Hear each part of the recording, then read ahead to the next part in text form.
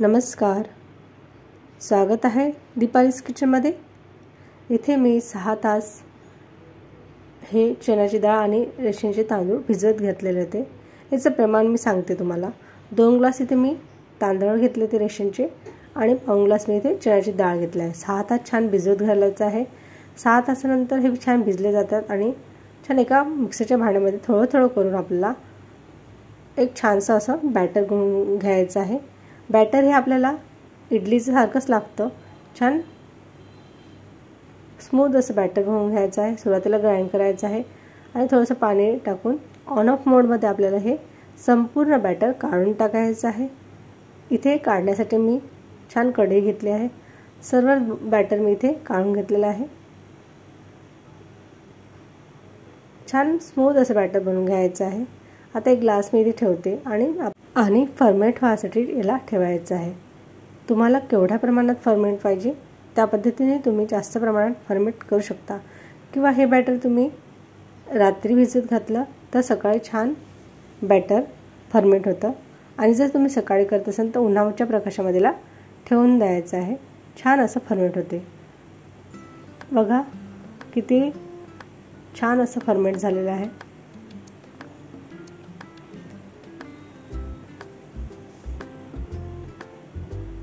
अगदी सर्वच बॅटर मी असं फिरवून घेत आहे।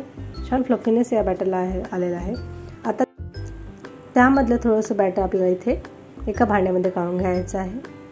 कुठल्याही भांड्यामध्ये इथे तुम्ही काढू शकता। मी इथे छान आपलं पातेलं घेतलेलं आहे छोटंसं, त्यामध्ये थोडं बॅटर काढून घेतलं आहे। आता याच्यानुसार चवीनुसार मीठ जाणार आहे। त्यानंतर पाऊण चमच हळद टाकलेली आहे। जिंजर गार्लिक पेस्ट टाकले आहे 1 चम्मच आणि इथे मी हिरवी मिरची छान मिक्सरला वाटून घेतली आहे, ते टाकणार आहे। आणि आता काही व्हेजिटेबल इथे टाकणार आहे। सोबत मी कॅरट घेतला आहे, मटार घेतला आहे, कांदा घेतला आहे आणि कोथिंबीर घेतलेली आहे। सर्व हे व्हेजिटेबल आपल्याला इथे टाकून घ्यायचे आहे। छान पौष्टिक हा पदार्थ होतो आणि बॅटरच छान पौष्टिकच आहे। चणा डाळमध्ये प्रोटीन असतं आणि व्हेजिटेबलमध्ये पण छान विटॅमिन्स असतात। लहान मुलांना कशा प्रकारे खाऊ घालायचं तर अशा पद्धतीने आपण जर अप्पे बनवून दिले तर त्यांना कळणार पण नाही आणि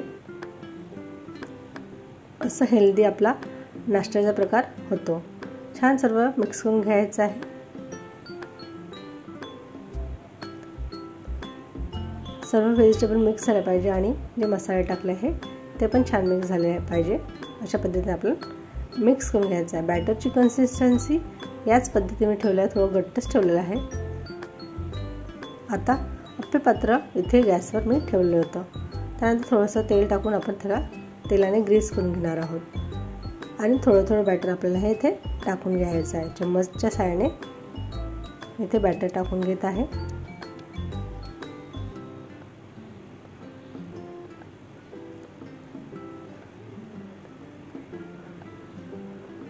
इथे कुठलाच सोडा वगैरे मी टाकलेला नाही। ज्या पद्धतीने आपलं बॅटर फर्मेंट झालं होतं तेवढ्याच याच्यात मी हे अप्पे करत आहे। सोडा वगैरे काही टाकायची गरज नाही। छान एक साईड होऊ द्यायचं आहे झाकण ठेवून, नंतर दुसऱ्या साईडला टर्न करून घ्यायचे आहे। छान आपले अप्पे टम्म फुगतात आणि तयार होतात आणि अगदी हेल्दी आहे। तुम्ही मुलांना अगदी टिफिनमध्ये पण देऊ शकता। हे सर्व अप्पे झालेले आहे। दोन्ही साईडला छान गोल्डन ब्राउन होईपर्यंत शेकून घ्यायचे आहे। बघा किती सुंदर आपले अप्पे झालेले आहे। मी एक तुम्हाला तोडून दाखवत आहे। छान हेल्दी असे नाश्त्याचा प्रकार आपला तयार आहे। रेसिपी आवडल्यास लाईक करा, शेअर करा आणि सबस्क्राईब देखील करायला विसरू नका। आता आपण दुसरी रेसिपी करणार आहोत। त्यासाठी आपण एका भांड्यामध्ये सेम बॅटर घेणार आहोत।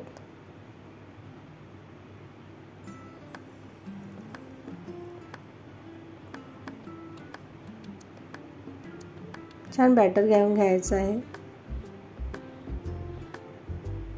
कुठे इथे मी थोडंसं पण पाणी वापरलं नाही आहे. जी बॅटरची कन्सिस्टन्सी आहे तेच घेत ठेवलेली आहे.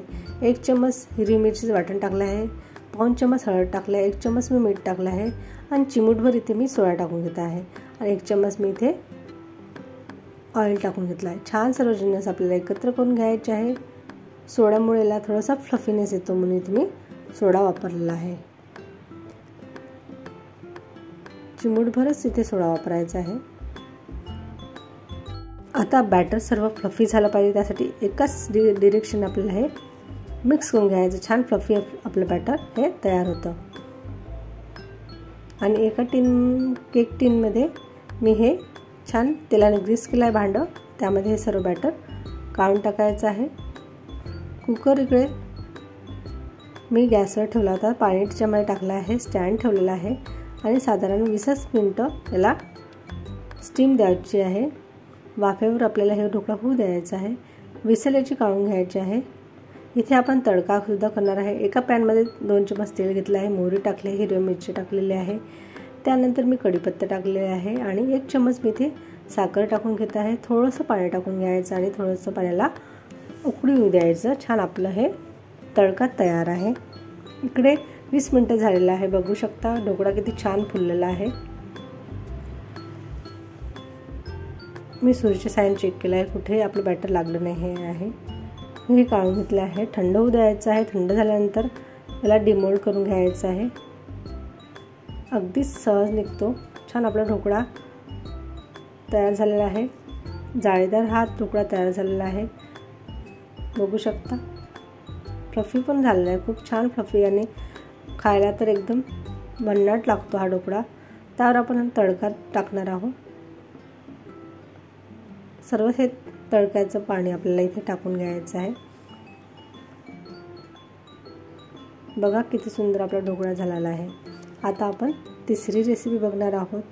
सेम बॅटर आपण एका पॅनमध्ये घेतलेला आहे, एका भांड्यामध्ये घेतलेला आहे.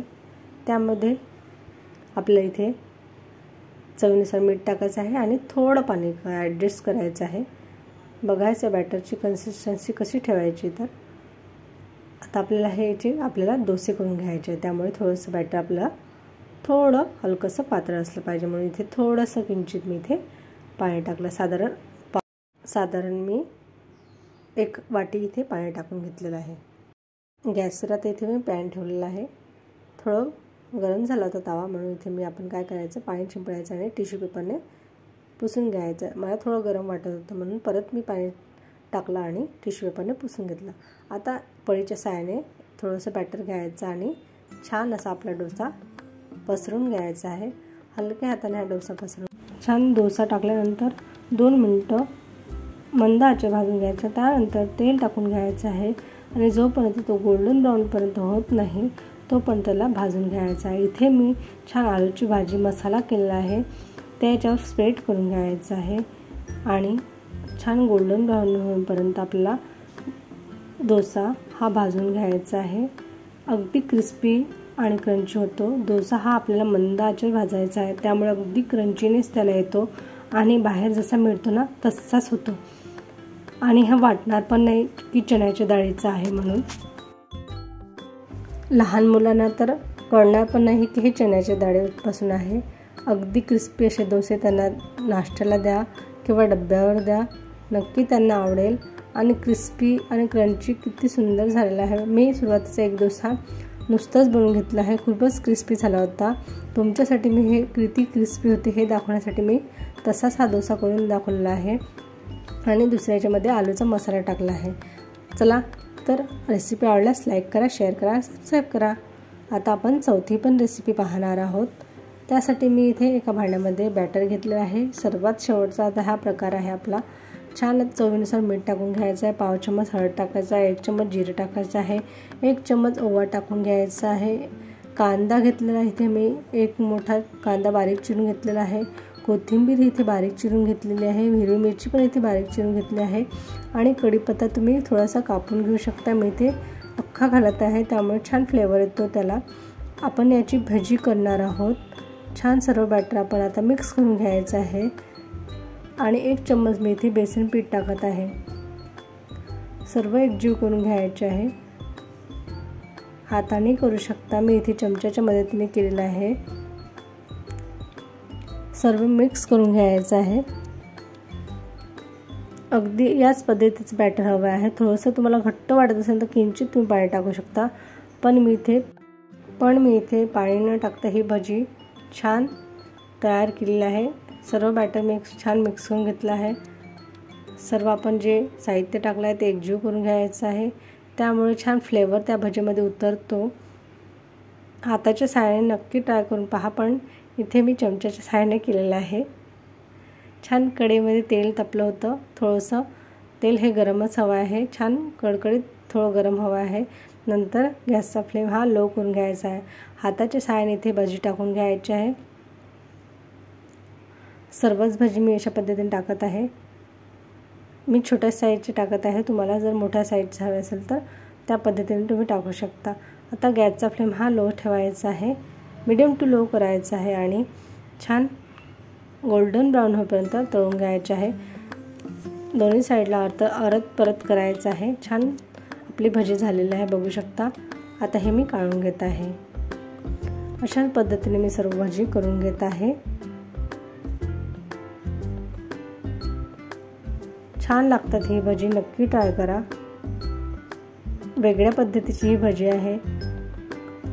आपण बऱ्याच प्रकारच्या भजी खातो, पण अशा पद्धतीची एकदा नक्की ट्राय करा। आतून एकदम सॉफ्ट, बाहेर एकदम क्रिस्पी अशी ही भजी झालेली आहे। खायला एकदम भन्नाट लागतात, नक्की ट्राय करसाल। आणि सर्वच रेसिपी तुम्हाला कशा वाटल्या ह्या कमेंटद्वारे